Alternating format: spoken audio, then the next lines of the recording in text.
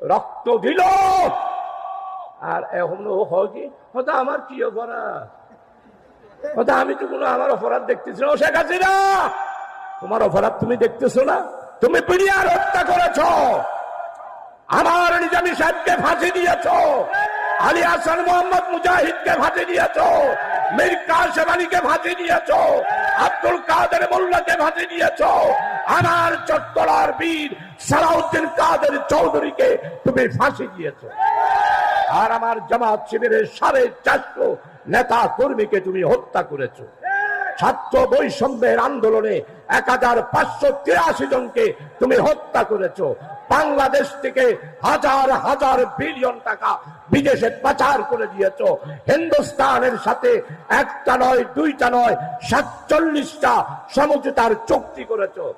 এরপরও তুমি বলতেছো আমার কি অপরাধ।